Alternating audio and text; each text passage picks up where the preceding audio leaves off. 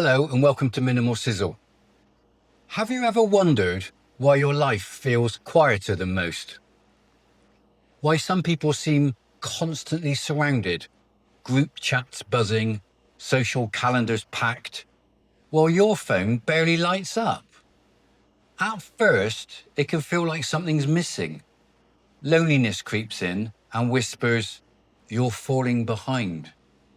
But what if that quiet isn't a sign of failure? It's actually a sign of strength. Today, I want to unpack why having fewer friends, or even none for a while, isn't proof that you're broken. It might be proof that you are rare.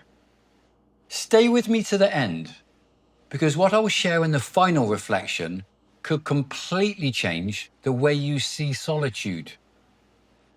Albert Einstein once said that solitude was essential to his creativity.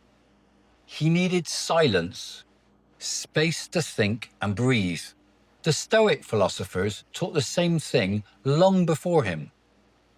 Marcus Aurelius said, "A person at peace with themselves is never truly alone." Epictetus warned that the wrong company can corrupt character faster than we realize. And Seneca, the great Roman thinker, reminded us that it's better to walk alone than follow a crowd rushing towards emptiness. If history's brightest minds found strength in solitude, maybe your quiet path isn't a flaw, it's a reflection of your depth. Let's explore 4 powerful insights about what the lack of friends might actually mean, and why it could be one of the clearest signs that you're building a life of real inner strength. Depth doesn't thrive in shallow waters. Think about the last time you tried to have a real, meaningful conversation with people who only talk about gossip, trends, or distractions. It probably didn't go far, right? Your thoughts were too deep for that surface level energy. That mismatch can feel isolating, but it's actually a sign that you're not meant to live in the shallow end. Marcus Aurelius wrote, "The soul becomes dyed with the color of its thoughts." If your thoughts are reflective and intentional, then shallow circles will never feel like home. A lot of people connect quickly because their friendships ask nothing of them, just laughs, noise, and convenience. But if you crave honesty, loyalty, and depth, you won't fit in easily. And that's not a weakness.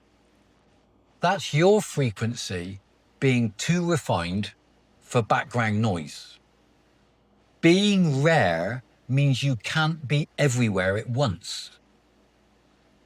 Solitude is the training ground of self-mastery. Why do so many people fear being alone? Because silence forces them to face themselves. Most people chase company not out of love for others, but out of fear of their own thoughts. If you can sit in silence and feel grounded instead of restless, that's strength. Epictetus wrote and told his students, "If you want to improve, be content to be thought foolish and stupid." In other words, personal growth often looks strange to others. So when you choose solitude over shallow company, some might label you as antisocial. But you're not escaping people, you're training your mind. You're learning to anchor your peace from within. Ask yourself, who's really free? Someone who constantly needs noise to feel okay, or someone who can stand in stillness and feel complete? Solitude isn't punishment.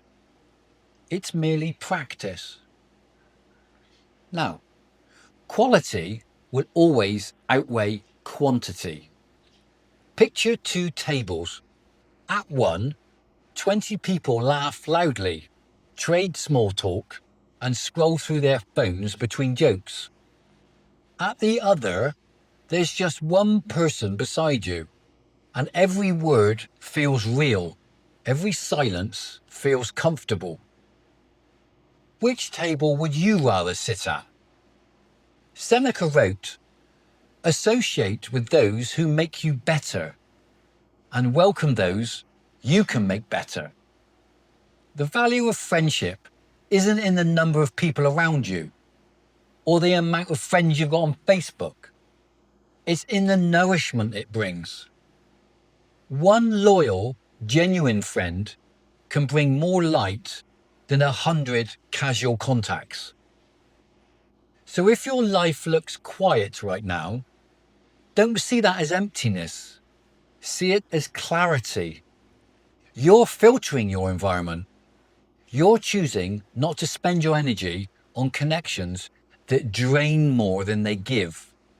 That's not isolation. That's wisdom. The right people arrive in the right season. Nature never rushes. Flowers don't bloom in winter. Fruit doesn't ripen overnight.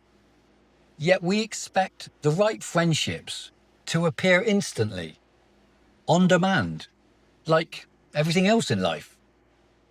But the Stoics remind us you can't control who enters or leaves your life. You can only control how authentic you remain whilst you wait. When you stay true to your values, those values become your signal. And the people meant for you, those who share your depth, will eventually find their way into your orbit. Here's the thing. If you keep dimming your light just to fit in, the people who could truly see you might never notice you. So stand firm, even if it's lonely at times.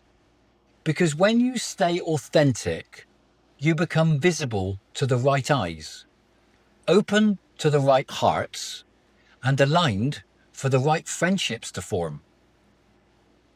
So, what does having few friends really mean? It means you have standards. It means you refuse to waste time on hollow connections. And it means you'd rather walk alone than follow a crowd heading nowhere. That's not loneliness, that's strength. It's proof that you value your own company. When you start to feel that ache of isolation, remember Einstein's solitude. Remember Marcus Aurelius's calm. And remember Seneca's wisdom and Epictetus' courage. And above all, remember this.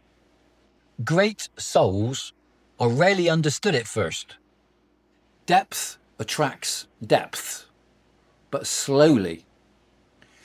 So use this season to build yourself, strengthen your body, expand your mind, and nurture your spirit. Let solitude shape you into something unshakable, so that when the right people come along, they're not rescuing you from emptiness, they're joining you in fulfillment. The people meant for you won't need you to shrink or hide. They'll recognize your depth because they've found their own. Those bonds, rare, real, and rooted, are worth more than 1,000 casual names in your contact list.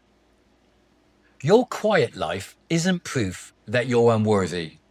It's proof that you're done settling. That your light is too strong to blend into the noise.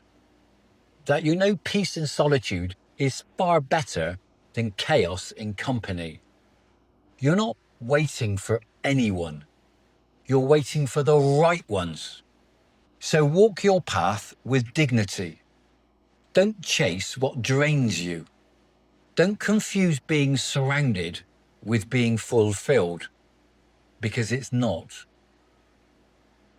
And always remember, it's better to stand alone in truth than sit comfortably in a crowd built on lies. If this message resonates with you, please like and subscribe so that you can keep strengthening your mind and protecting your peace. If you like this video, help others find it, and please feel free to comment below about your values of quality over quantity. Let me know that you stayed until the end and that you're walking this path of strength right alongside me. And before you go, choose one of the videos here on screen. It might just change not only how you think, but how you choose to live. Until next time, enjoy.